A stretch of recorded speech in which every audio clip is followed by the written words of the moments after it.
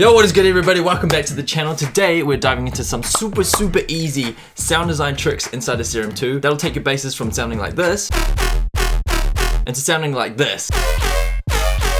So yeah, let's crack into it. This will be an ideal one for those just starting out with Serum 2, but it's all good. I'm here to share my sound design beginner tips and tricks for this one.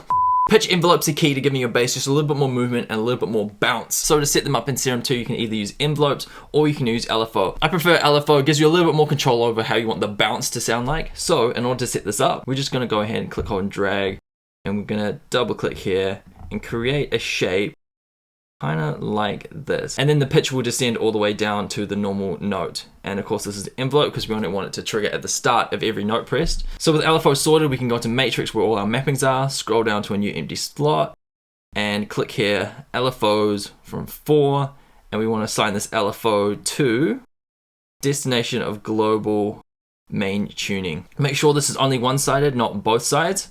And then we'll just bring this modulation amount up. So you can hear more of a bounce starting to come through. So literally just dial this one into taste, how much bounce you want.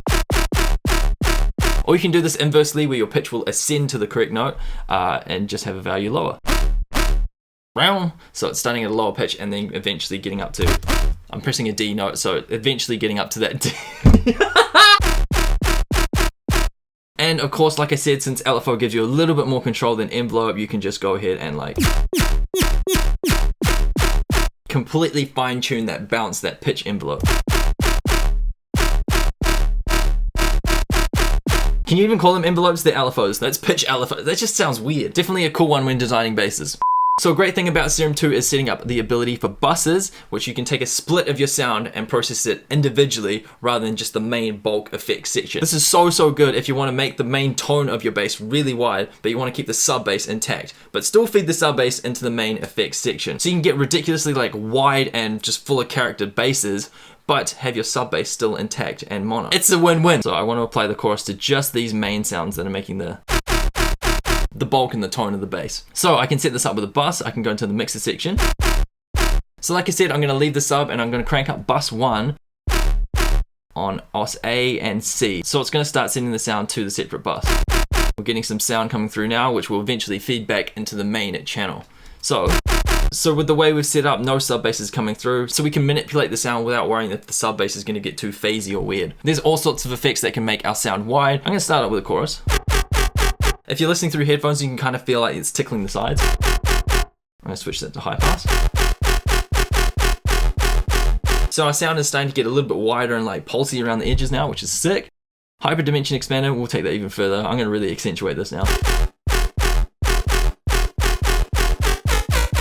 We could do phaser as well. I'm just loading up all wide effects.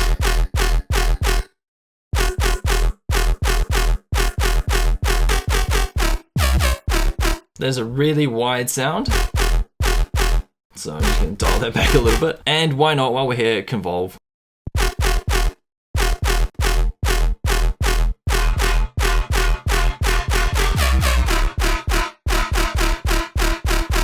Super wide metallic sound. And I'm just lastly gonna load up an equalizer because if there's any like sub bass creeping through, we don't want the sub bass creeping through this. This is just purely adding width and character. So if we click here, we can visually see what's happening. So I'm just gonna introduce a little round off.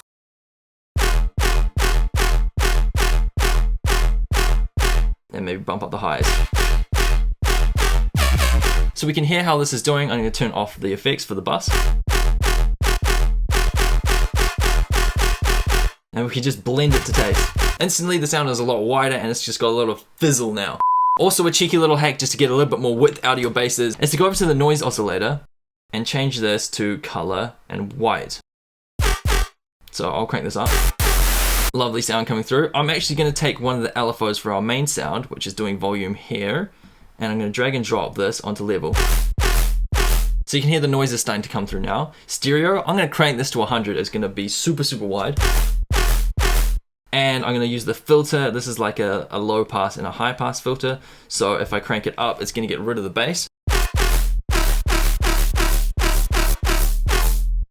So you can now hear we've got a little bit more sizzle on those edges, introducing some higher frequencies because of that noise.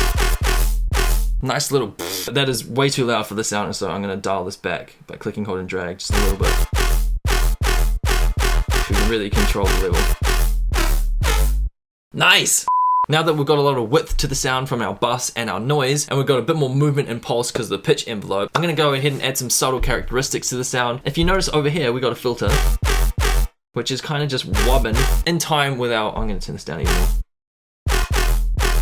There we go. So a super subtle difference, which is cool, but there's this little feature over here which is called key tracking, which essentially, like the name suggests, tracks the keys that you're playing. So if you played like a low D versus a high D, the filter will actually move the cutoff track to the notes that you're playing. So to really exaggerate this, if you had like a really intense comb filter, so it's sounding very metallic-y and sounding very combed, but no matter which note I play, the comb filter is always staying in place. So if I turn key tracking on, you'll see the filter shape actually move further and further up. Which is really handy because if we find like a resonance that we want, like that, I know now that whenever I play E, F, G, etc, etc, this resonance is going to follow the keys that I'm playing. That's a very exaggerated example, but I kind of like it. I'm going to make sure the mix is down. Nice little blend of that, and we'll go ahead and turn filter 1 back on. That's a little handy trick, especially for you rhythm producers out there that need the metallic ring. And if you are diving into the world of like frequency modulation, FM, or phase distortion, etc, etc, you can exaggerate this.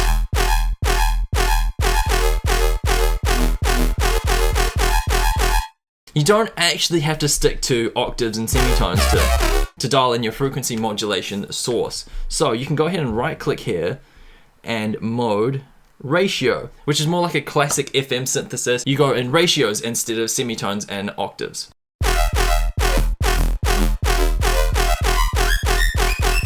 So you get some really hectic sounds.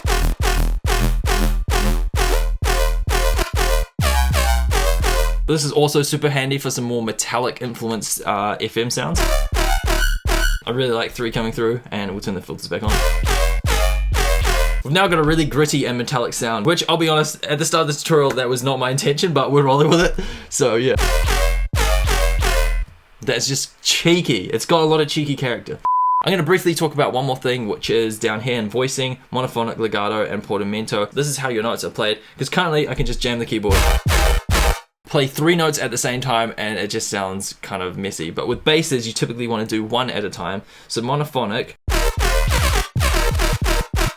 I'm hitting 3 notes on my keyboard, but only 1 note is coming through. Mono being 1, so 1 note is being played at the same time. Legato, this bass is a terrible example for that, because you'll glide between notes if you play 2 at the same time. If you look at Serum's keyboard here, you can see what I'm doing. And portamento is the glide time, how long it's going to take to glide between different notes. But this note's not really sustained and long enough to kind of get anything over like 2 seconds. And always on, you're always gliding between notes. So for example, if you had like a D and then played a G, it'd play D and G, one after the other. But if you have always on, it's gonna glide between that D and G, even though they're 2 separate notes and we haven't played them back to back immediately. So D, that sounds like D to me, we'll play G. Glides up from the last known note, that D, all the way up to G, so, and back down to, which is kind of like a funky sound, especially for a bass, but you know, the option's there if you want it. And those are my favorite easy to do sound design tricks inside of Serum 2. Hopefully you guys learned a thing or two, and I'll see you in the next tutorial. Peace!